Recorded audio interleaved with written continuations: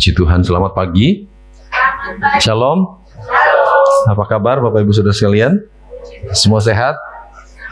Haleluya, puji Tuhan, kita bersyukur karena kembali anugerah Tuhan yang sudah menuntun kita. Bersama-sama kita bersekutu dan kita juga boleh menikmati sukacita bersama di rumah Tuhan. Dan kemudian kita juga akan sama-sama kembali mendengarkan firman Tuhan. Hari ini kita ada di minggu ketiga di bulan Februari yang tema pembahasan kita masih tetap sama.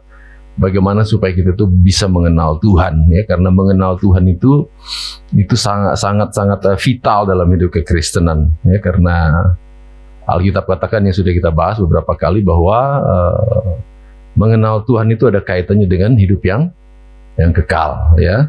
Injil Yohanes pasal yang ke-17 ayat 3 katakan bahwa hidup kekal ialah mengenal Yesus sebagai mengenal Allah dan juga mengenal Yesus Kristus yang sudah diutus oleh Tuhan. Artinya pengenalan kita akan Tuhan itu sangat berdampak kepada yang namanya hidup kekal. Jadi ternyata hidup kekal dalam iman Kristen itu bukan cuma sekedar ketika kita sudah innalillahi, ya, sudah menyelesaikan atau sudah tutup usia. Tapi hidup kekal itu sudah dimulai dari bagaimana ketika kita mengenal Tuhan dan terus bertumbuh dalam pengenalan akan Tuhan. Itu artinya kita sedang menapakkan kaki kita untuk menjalani yang namanya hidup kekal, walaupun pada satu saat nanti mungkin kita akan dipanggil Tuhan untuk ke Balikpapan, ya, tahu ya Balikpapan. Siapa yang mau ke Balikpapan? Balikpapan Kalimantan Timur, ada IKN dekat situ, ya. Tapi kalau Balikpapan tadi yang saya maksud, artinya adalah tempat di mana kita mau diejek, mau dihina, mau diludahi, kita menengah gitu. Betul nggak? Kalau sudah di Balikpapan, ya. Puji Tuhan, Bapak Saudara sekalian, kita bersyukur kembali kita ada di hari ini. Kemudian ayat yang ditetapkan untuk kita bahas hari ini adalah Ibrani pasal 10 ayat 25. Mari kita baca sama-sama. Ibrani pasal 10 ayat 25.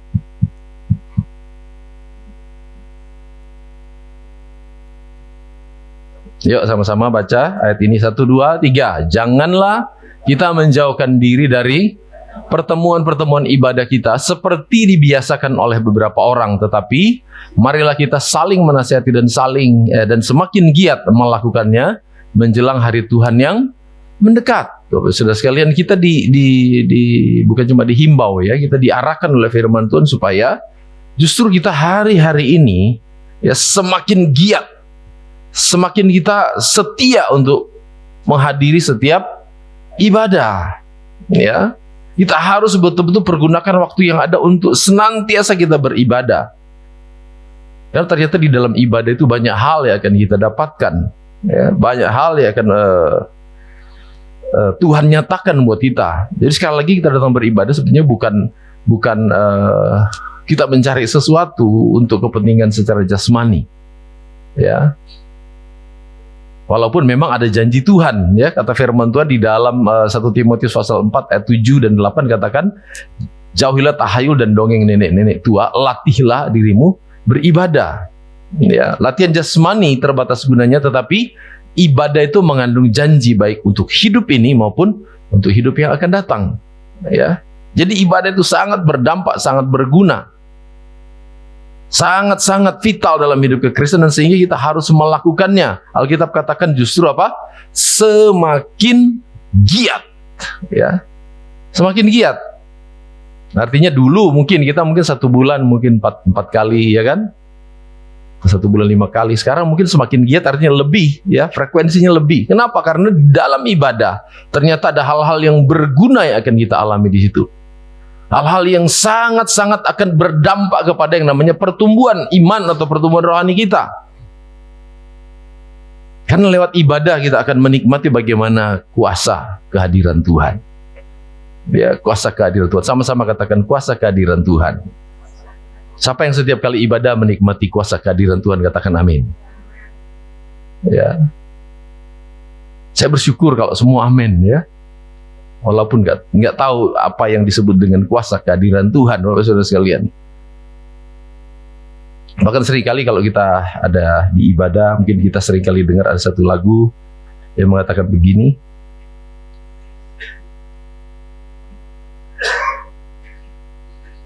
Ya, kita nyanyikan satu. Hadirat-Mu Tuhan, ku rasakan kekudusan-Mu Bapa, penuhiku.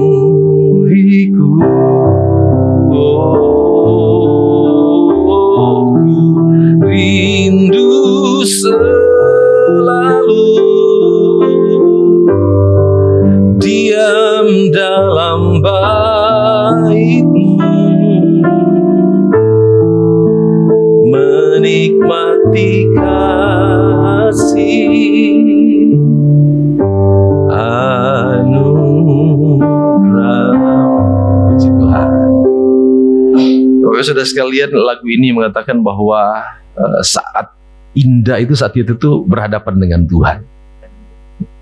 Memang berhadapan Tuhan itu nggak selalu di dalam gereja, saudara sekalian. Tapi biasanya seringkali justru kita fokus ya saat kita ada di ibadah di gereja, kita fokus untuk betul-betul menikmati hadirat Tuhan. Sekali lagi saya mau tanya, siapa yang menikmati hadirat Tuhan selama beribadah? Katakan amin. Ya, jadi ini justru yang harusnya kita kejar, bahwa setiap kali kita datang di rumah Tuhan, kita itu betul-betul menikmati Tuhan. Kita bisa merasakan Tuhan. Kita bisa mengalami Tuhan. Makanya saya sering kali Bapak Saudara sekalian berkata bahwa miris ya bagi kehidupan orang Kristen, mirip bagi orang-orang yang hadir dalam sebuah ibadah, entah ibadah raya kah, ibadah rumah tangga, ibadah komsel kah, ibadah kelompok-kelompok kecil.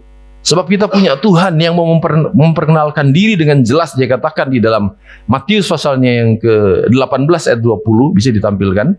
Matius 18 ayat 20. Matius 18 ayat 20. Ayo sama-sama kita akan baca.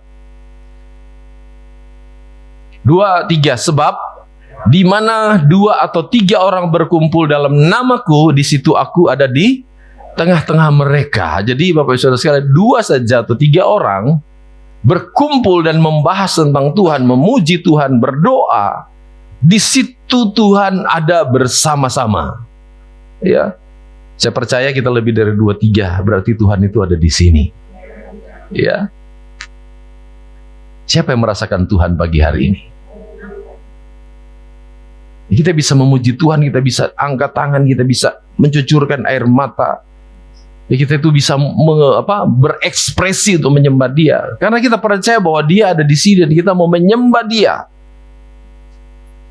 Walaupun yang ada di depan kita mungkin ada WL, ada singer, ada pemain musik, tetapi yang ada di pikiran kita ketika kita menyanyi, ketika kita berekspresi, semua yang kita kerjakan itu untuk Tuhan, karena kita percaya Dia hadir.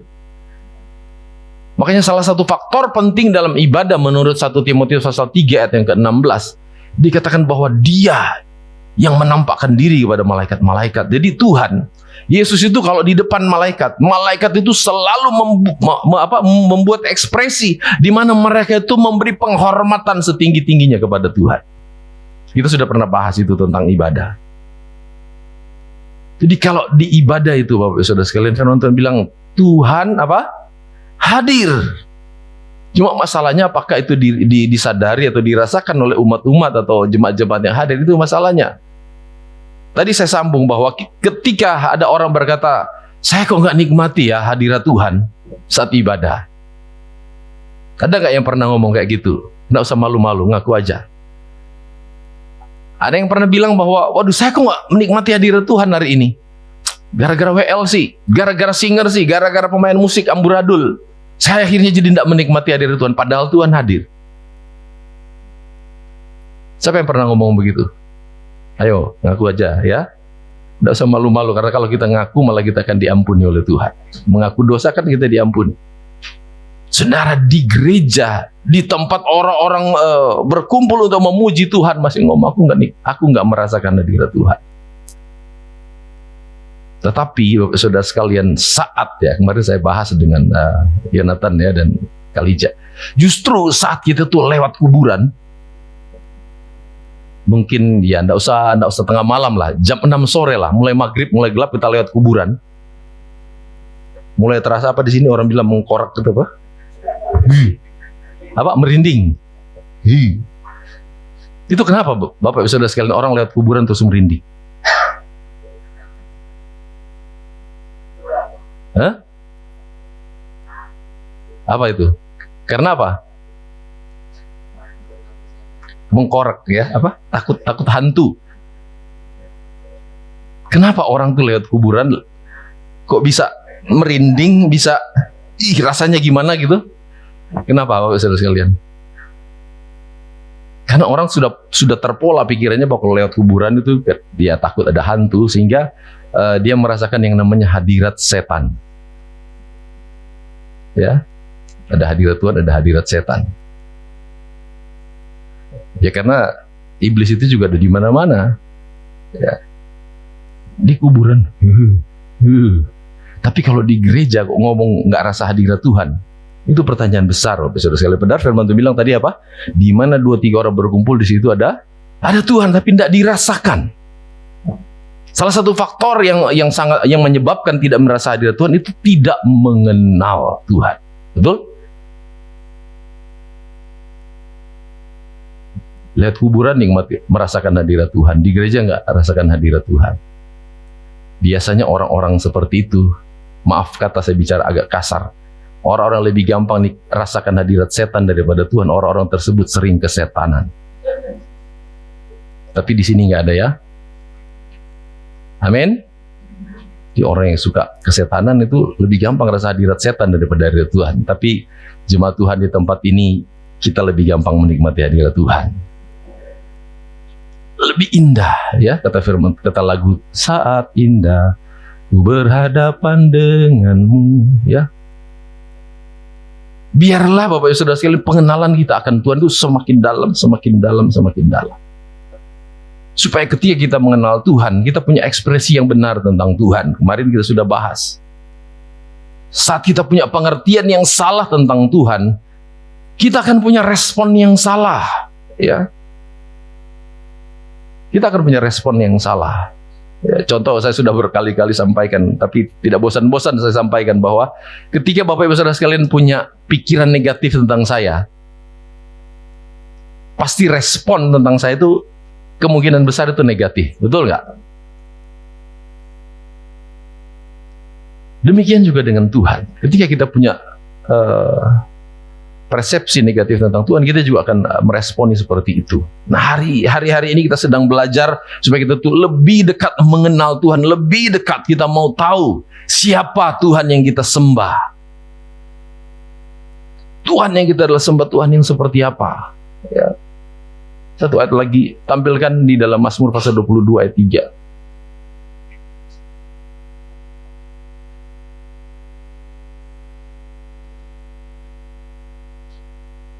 Mazmur 22 ayat 3.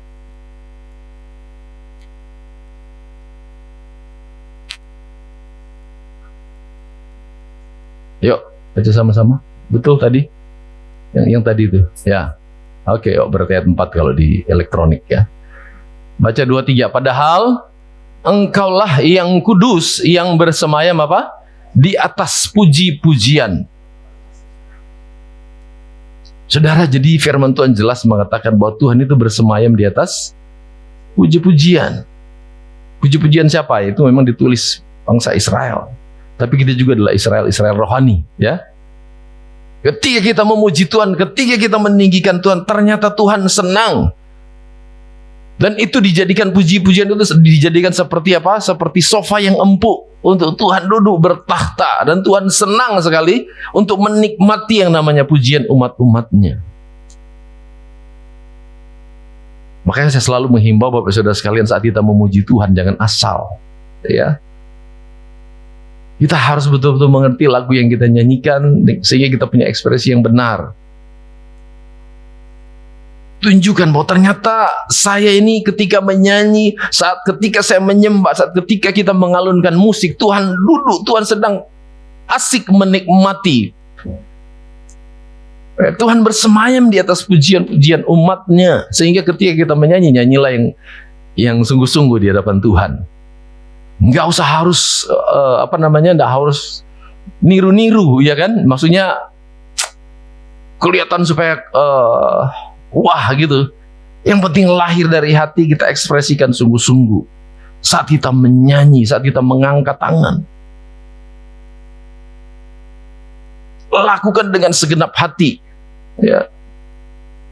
Saat kita mengangkat tangan, angkat tangan yang sungguh-sungguh. Saat kita mampu mengangkat tangan begini, angkat tangan full, saudara sekalian. Tapi banyak kan orang Kristen saya lihat gaya angkat tangannya begini, ya kan? Nggak tahu karena males mungkin atau gimana, ya? Angkat tangannya begini atau capek. Biasa setengah tiang begini itu tanda apa, saudara sekalian? Setengah tiang.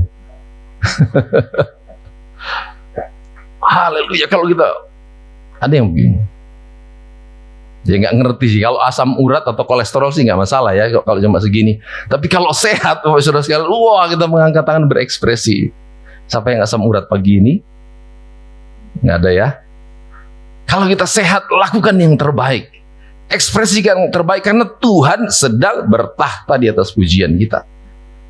Kenapa kita mengangkat tangan? Tanda mengangkat tangan itu kan karena kita memuji Tuhan, padahal kita mampu lakukan segini, tapi biasanya begini toh.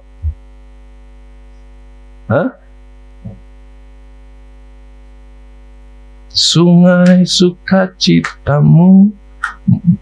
Sudah ekspresinya gini, matanya mungkin lagi mikirin apa gitu, ya kan? Padahal Tuhan bersemayam di atas pujian. Kalau kita berekspresi kayak gitu, saya istilahkan bahwa justru kursi yang kita siapkan mungkin kursi yang gampang jebol gitu. Kursi rusak yang orang tidak nyaman. Lakukanlah yang terbaik, ya. Apalagi kalau kita sudah tahu bahwa Tuhan kita adalah Tuhan yang senang ketika kita memuji Tuhan. Memang memuji Tuhan bukan cuma di gereja, dimanapun kita memuji Tuhan. Tapi ingat, saat kita memuji Tuhan jangan asal, ya. Kenapa jangan asal? Ada firman Tuhannya ya, Kolose pasal 3 ayat yang ke-23. Ayo.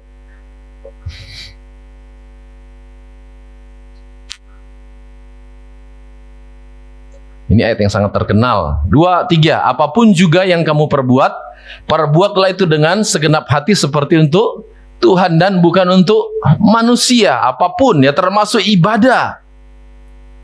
Nyanyi sungguh-sungguh. Ya.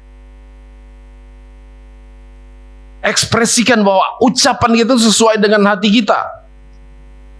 Ya. Saya pernah lihat satu ibu ya, dia pernah lagi mimpin pujian. Walaupun mungkin saya sendiri merasa aneh dengan ekspresi itu.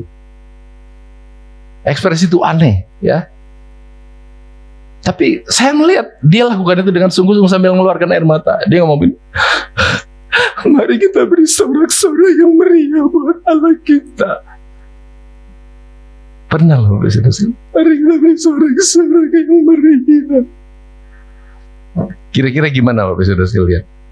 Saya lihat itu agak aneh sih ya. Lagi nangis, itu di acara ibadah kedukaan. Saya tahu persis, ada di Facebook soalnya saya lihat. Karena orangnya saya kenal.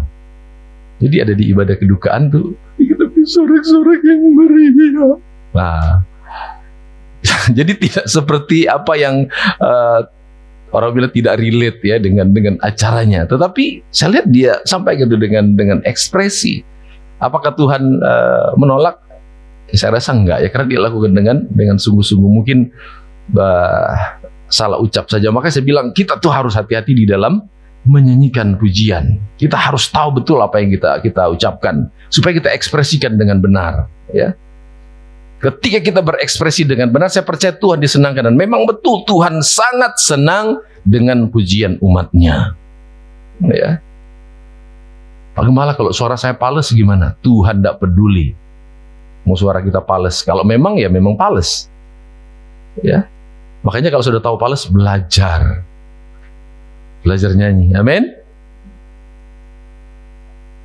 Karena di dalam memuji dan menyembah Tuhan, puji Tuhan di kelas kita ya, kita mendasari bahwa setiap kali kita mau belajar tentang pujian penyembahan, ada hal yang penting yang selalu saya tanamkan, bahwa kita harus punya pengertian. Yang satu yang penting dalam kita melakukan sesuatu, terlebih ketika kita memuji Tuhan, harus disertai dengan yang namanya pengertian.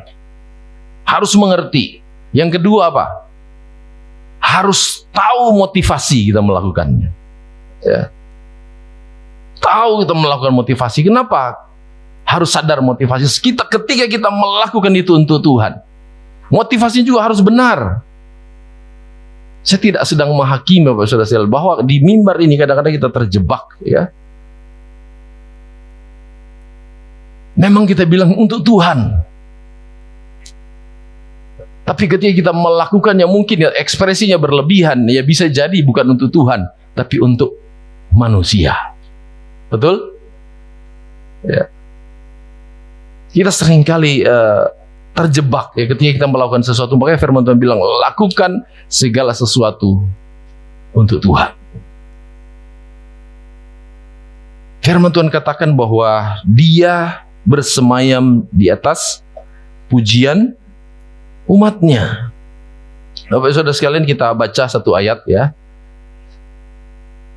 untuk masuk poinnya bahwa kita mengenal Tuhan ya di dalam ibadah ya. Bagaimana kita mengenal Tuhan secara pribadi saat kita beribadah. Kita buka satu ayat di dalam Efesus pasal yang ke 1, Efesus 1 ayat 17 sampai 18. Efesus 1 ayat 17 dan 18. Dan meminta kepada Allah Tuhan kita Yesus Kristus, yaitu Bapa yang mulia itu, supaya apa? Ia memberikan kepadamu roh hikmat dan wahyu untuk mengenal Dia dengan benar. Ya. Terus, dan supaya Ia menjadikan mata hatimu terang agar kamu mengerti pengharapan apakah yang terkandung dalam panggilannya, betapa kayanya kemuliaan bagian yang ditentukannya bagi orang-orang kudus. Di ayat 17 bisa ditampilkan. Salah satu hal Bapak Saudara sekalian, di mana Allah mau menyatakan diri, ya, Allah mau memperkenalkan diri, di situ disebut dengan kata apa? Tuhan kasih kita roh hikmat. Selain Tuhan kasih kita roh hikmat untuk mengenal Tuhan, Tuhan menyatakannya juga melalui wahyu. Ya, wahyu itu apa? Itu penyataan Tuhan. Wahyu adalah penyataan Tuhan. Walaupun kita belajar bahwa wahyu itu ada beberapa hal. Ada wahyu umum, ada wahyu khusus. Wahyu umum, kemarin kita sudah belajar bahwa Tuhan menyatakan diri lewat ciptaannya. Tuhan tunjukkan ciptaan, kedahsyatan ciptaan Tuhan. Itu menggambarkan betapa hebat, betapa luar biasanya Tuhan. Itu wahyu umum. Ada yang namanya penyataan khusus, yaitu Tuhan datang memperkenalkan diri lewat Yesus Kristus. Dia datang sebagai pribadi yang dikenal, kemudian orang bisa mengenal Allah. Lewat apa? Lewat mujizat, lewat kuasa Tuhan yang besar. Tuhan bilang, diam badai. Badai diam. Orang bisa mengenal Tuhan lewat kehadiran Kristus. Tuhan bisa bangkitkan orang mati lewat Yesus. Kemudian Tuhan juga menyatakan dirinya lewat apa? Lewat firman Tuhan. Lewat firman Tuhan. Jadi Tuhan mau memperkenalkan diri lewat firman, sehingga orang yang baca firman, sebetulnya kita sedang mengenal pribadi Tuhan. Kita sedang belajar untuk mengenal pribadi Tuhan. Bisa bilang amin Bapak Saudara sekalian? Jadi ketika kita baca firman, sebetulnya kita sedang mempelajari tentang siapa Tuhan yang kita sembah. Nah, firman Tuhan bilang bahwa Allah memperkenalkan diri lewat wahyu. Mari kita lihat Bapak Saudara sekalian, 2 Timotius 3:16. Kita akan lihat poinnya di situ. Bagaimana supaya kita itu mengenal Tuhan? Ya, Tuhan juga memperkenalkan diri lewat penyataannya, atau disebut dengan wahyu. 2 Timotius 3 ayat 16.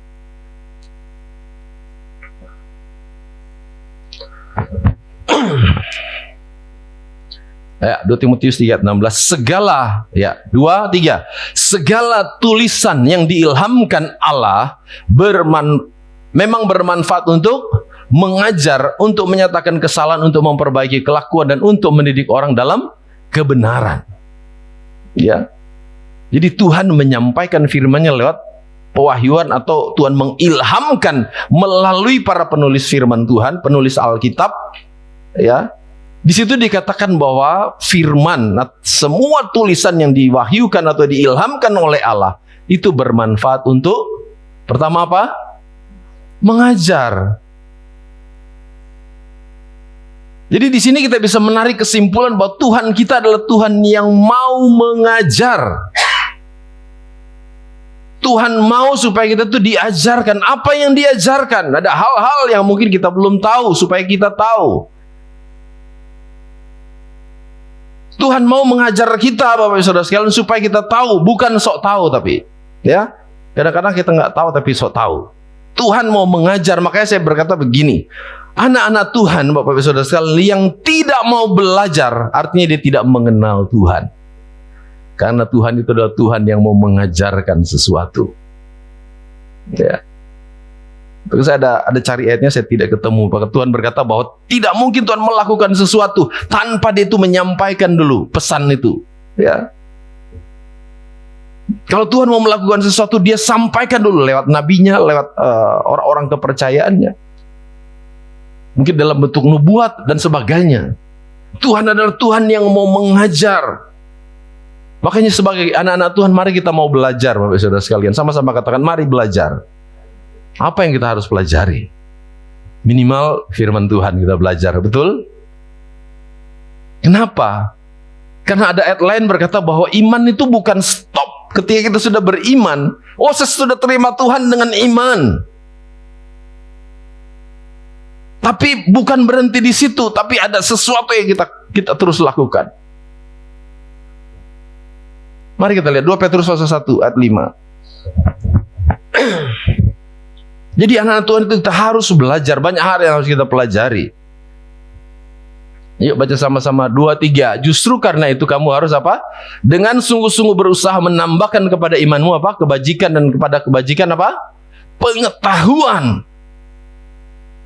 Jadi orang Kristen bukan stop beriman, bukan berhenti saat sudah beriman, tetapi akan terus, firman Tuhan katakan, dia harus progres ke depan. Ada iman, terus ditambah dengan kebajikan, ditambah lagi dengan pengetahuan. Pengetahuan apa? Pengetahuan tentang firman Tuhan. Karena kita bisa mengenal Tuhan dari sifat-sifatnya, ya. Bagaimana Tuhan menyatakan dirinya? Artinya bahwa Tuhan mau memperkenalkan diri. Bagaimana dia secara pribadi lewat firman-Nya. Kita kembali, firman Tuhan itu bermanfaat untuk mengajar. Segala ilham, segala wahyu, segala tulisan yang Tuhan buat bermanfaat untuk mengajar. Di situ kita bisa tarik kesimpulan bahwa Tuhan kita adalah Tuhan yang mau mengajarkan sesuatu. Makanya kita umatnya harus belajar. Katakan sama-sama, saya mau belajar.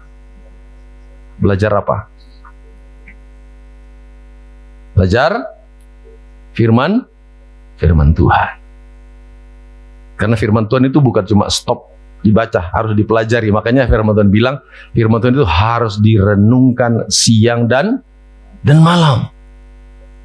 Kita mau belajar, bahkan ada di titik tertentu Tuhan mau supaya kita ada di level itu. 1 Timotius pasal 4. 1 Timotius pasal 4 ayat yang ke-6.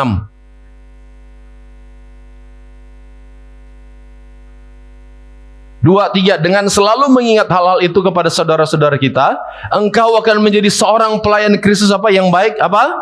Terdidik dalam soal-soal pokok iman kita dan dalam ajaran sehat yang telah kau ikuti selama ini. Saudara coba garis bawahi kata terdidik di situ. Ada kata terdidik?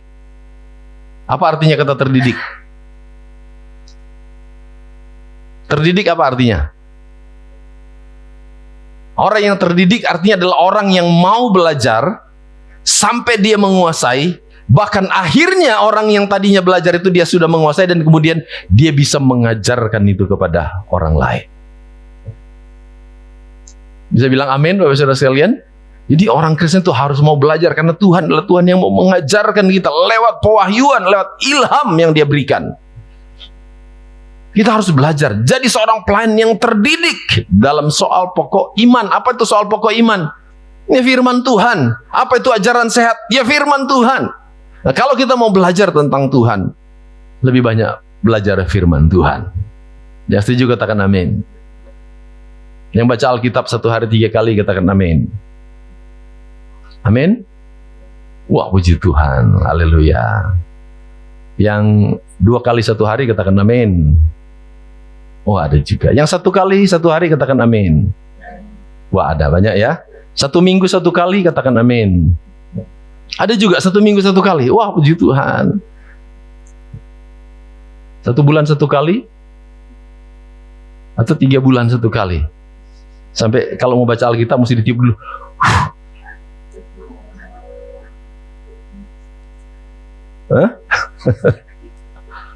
Miris ya Bapak Saudara sekalian kalau ada orang Kristen mengaku anak Tuhan terus baca firman-Nya sekali-sekali, betul ya? Padahal itu kebutuhan kita. Firman itu adalah kekuatan. Kita mau belajar. Jadi orang Kristen itu harus mau belajar firman. Ya.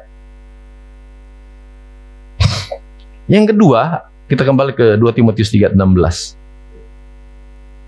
2 Timotius 3:16. Jadi segala tulisan yang diilhamkan oleh Allah bermanfaat untuk apa? Mengajar terus apa? Menyatakan apa? Kesalahan.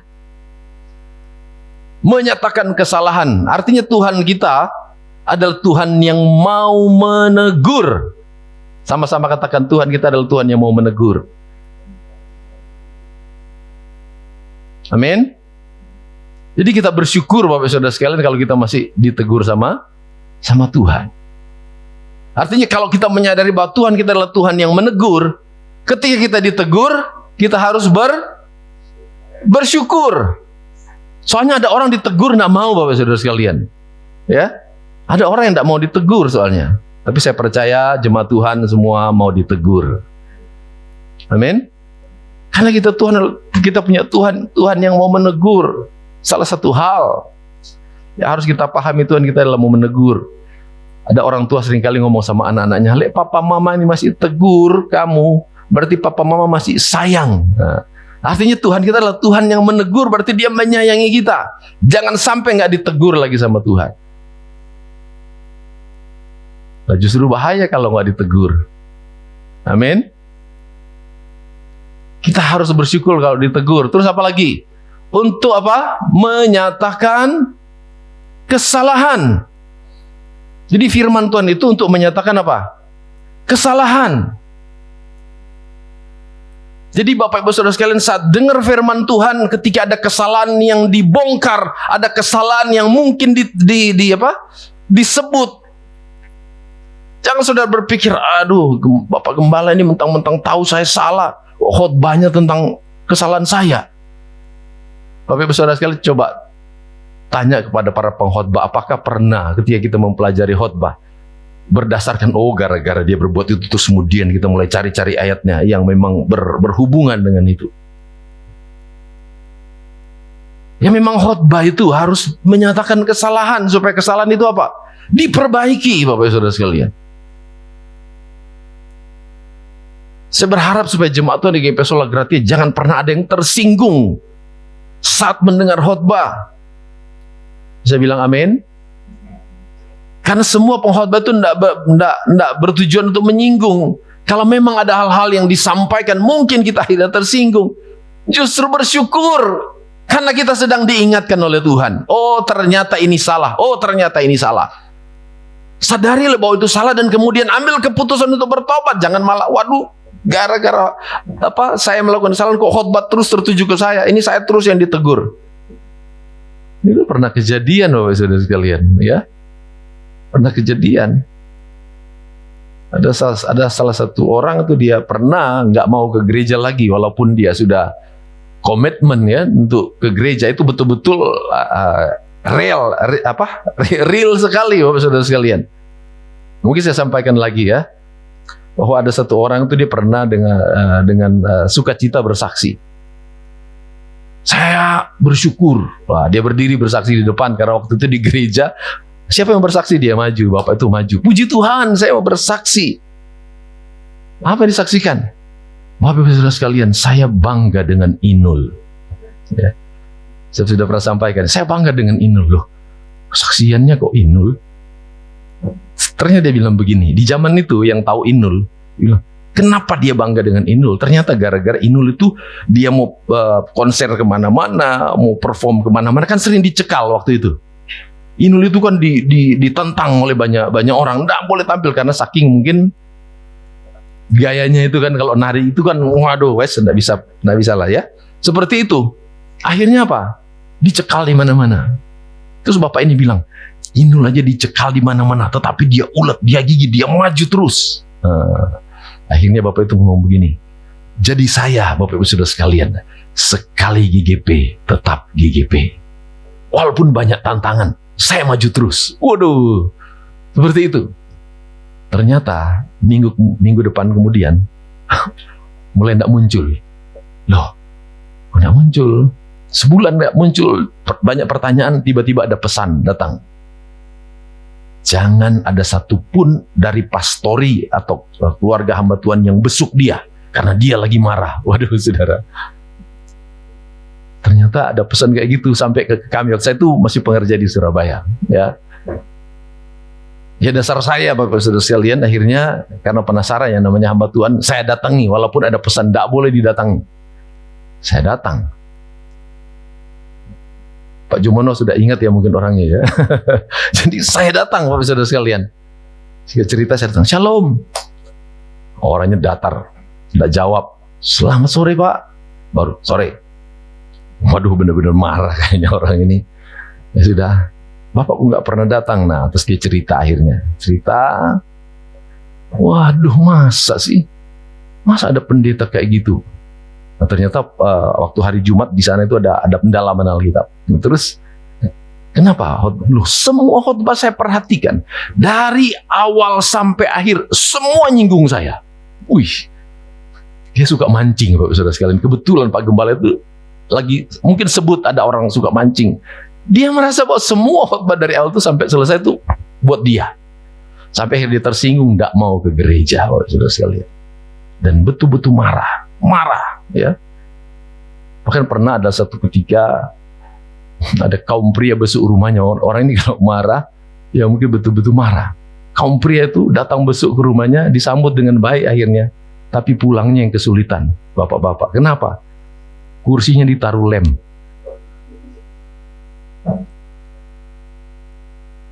Ya. Saking orang itu merasa bahwa khotbahnya kok semua tertuju kepada dia. Bapak Saudara sekalian, saya bersyukur justru kalau ada khotbah yang betul-betul menyatakan bahwa saya ini salah. Oh, ternyata ini salah. Bisa bilang amin, Bapak Saudara sekalian?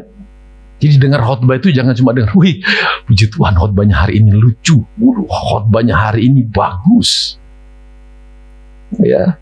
Memang ya senang lah kita kalau dengar khotbah yang bagus. Tapi bukan kita cari khotbah yang bagus, tapi kita cari firman Tuhan yang betul-betul akan mengubah hidup kita. Firman Tuhan yang menegur, firman Tuhan yang menyatakan kesalahan. Bisa bilang amin, saudara sekalian? Ya. Ada juga orang yang dengar khotbah cuma memperhatikan apa itu, ya. Ada satu hamba Tuhan yang pernah berkhotbah, yang seringkali dia mau bilang saudara-saudaraku yang terkasih, selalu ngomong ini susu kasih, ya. Sukasi. Dipotong sama dia. Jadi ada orang tuh dengar, wah sukasinya 1, sukasi 2, sukasi 3. Lah mau datang ibadah atau mau datang apa, saudara sekalian? Bagaimana mau mengenal Tuhan kalau yang diperhatikan kayak gitu? Ya. Saya percaya di sini nggak ada ya. Karena dulu saya juga pernah ditegur anak saya. Anak saya tuh pernah ngomong, papa tuh sering kali ngomong singkat cerita. Akhirnya kan sudah jarang saya ya ngomong singkat cerita. Dengar khotbah kok cuma perhatikan kata-kata yang begitu. Saya bilang kalau dengar khotbah seperti orang makan ikan yang dimakan dagingnya, jangan tulangnya. Betul? Soalnya kalau makan tulangnya salah sendiri nanti akan. Jadi yang didengar itu yang salah. Yang diperhatikan, yang dimakan itu dagingnya. Amin. Jadi yang diperhatikan itu yang menguatkan, yang membangun. Kalau sesuatu yang mungkin membuat kita lemah, dilewatkan saja. Karena manusia itu tidak ada yang sempurna, termasuk pendeta yang berkhotbah. Jadi berusaha mengenal Tuhan saat di gereja. Bagaimana kita mengenal Tuhan seperti tadi? Oh, firman itu ternyata adalah wahyu dari Tuhan. Ternyata wahyu dari Tuhan itu adalah untuk supaya kita mengenal Dia. Salah satu hal tadi kita belajar adalah Tuhan itu mau mengajarkan sesuatu. Tuhan kita adalah Tuhan yang mau menyatakan kesalahan. Tuhan adalah Tuhan yang mau menyatakan kesalahan. Terus apa lagi? Untuk apa? Memperbaiki apa? Kelakuan. Kita punya Tuhan adalah Tuhan yang memperbaiki kelakuan. Jadi Bapak Ibu Saudara sekalian yang mungkin sebagai orang tua yang mendidik anaknya, yang mungkin merasa bahwa anaknya sudah tidak bisa dididik, jangan menyerah. Ya wes, kalau bisa dididik wes terserah. Jangan ngomong gitu. Datang ke Tuhan, karena Tuhan adalah bengkel kelakuan. Ya, Tuhan sanggup memperbaiki kelakuan. Bisa bilang amin? Atau ada istri yang merasa suamiku tidak bisa diubah, nggak bisa diatur, wes.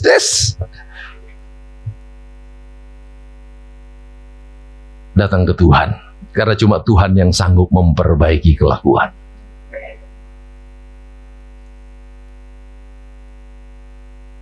Saudara, kita itu betul-betul harus mengerti Tuhan kita, sehingga kita itu punya ekspresi yang benar.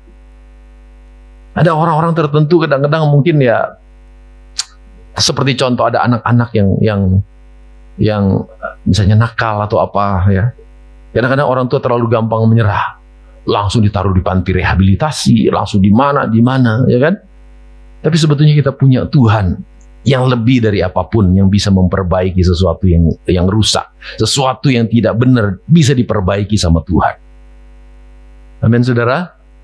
Firman itu sanggup mengubah, firman itu sanggup memperbaiki. Memang penting kalau kita lihat psikolog penting ya, psikiater ya kan, karena mereka itu bisa kasih nasihat yang luar biasa. Tapi ingatkah kita, Bapak Saudara sekalian, Natal belum lama, Firman Tuhan bilang, kita seringkali bahas ayat itu ya,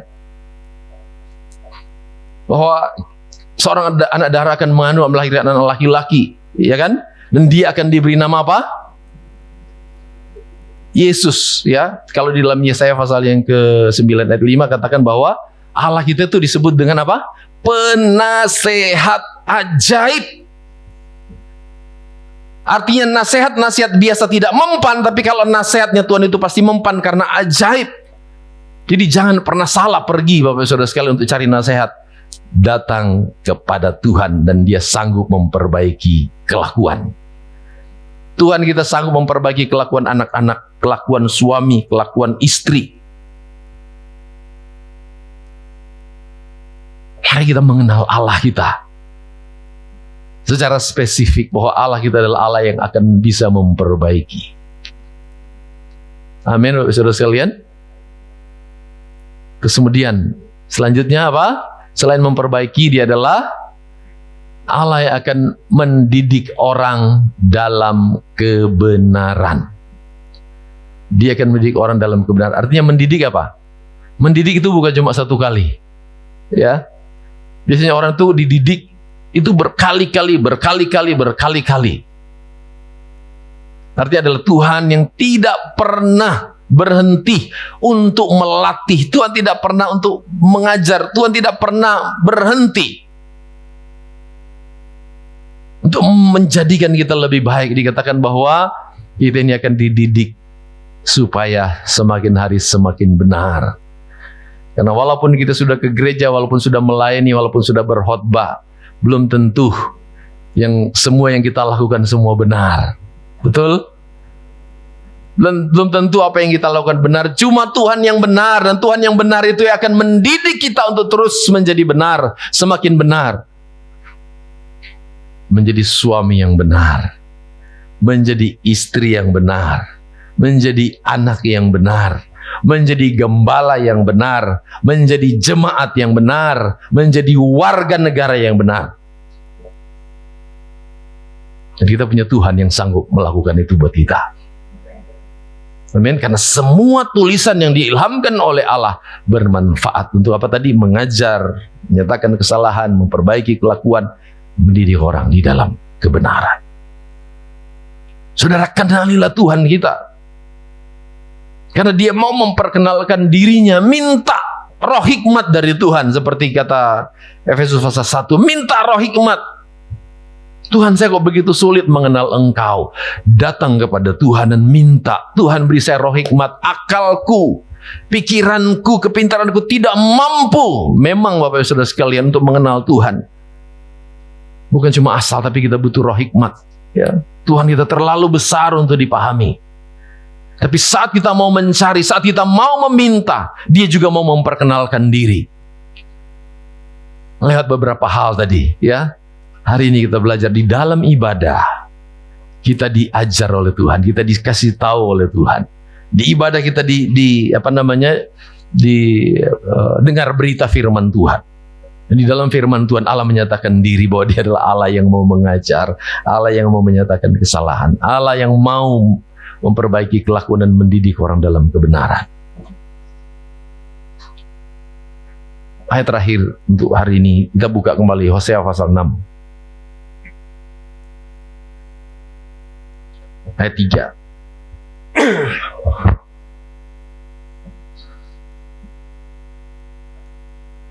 Baca sama-sama, 2, 3. Marilah kita mengenal dan berusaha sungguh-sungguh mengenal Tuhan. Ia pasti muncul seperti fajar. Ia akan datang kepada kita seperti hujan pada akhir musim mengairi bumi. Ayat 4. Lanjut. Apakah yang akan kulakukan kepadamu, hai Efraim? Apakah yang akan kulakukan kepadamu, hai Yehuda? Kasih setiamu seperti kabut pagi dan seperti embun yang hilang pagi-pagi. Benar terus. Sebab aku telah meremukan mereka dengan perantaraan nabi-nabi. Aku telah membunuh mereka dengan perkataan mulutku. Dan hukumku keluar seperti terang. Terakhir ayat 6. Sebab aku menyukai kasih setia dan bukan korban sembelihan, dan menyukai pengenalan akan Allah lebih daripada korban-korban bakaran. Jadi ternyata Tuhan kita adalah Tuhan yang lebih suka supaya kita itu mengenal Dia. Amin, Bapak Saudara sekalian.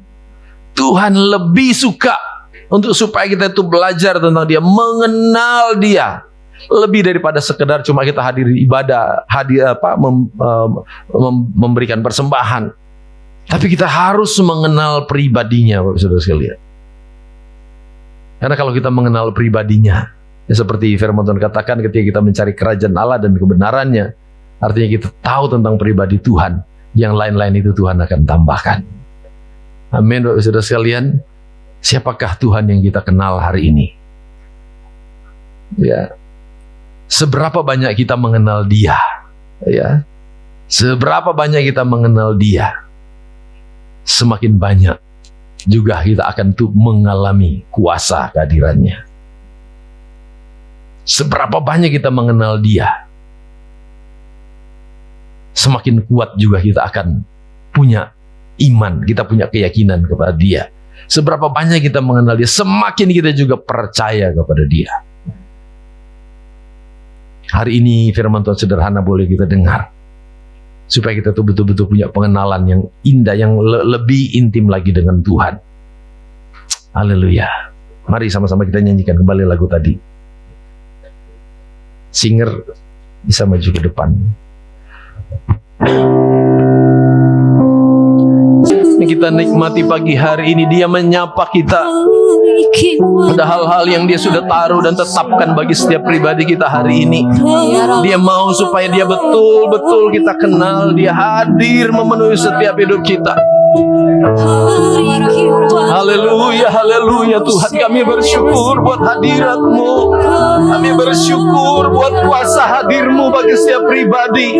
Engkau datang melawat setiap kami, pribadi lepas pribadi. Tuhan, jamah kami dengan kebenaran-Mu yang memerdekakan kami, kebenaran-Mu yang meneguhkan iman kami, kebenaran-Mu yang akan mengangkat hidup kami kembali.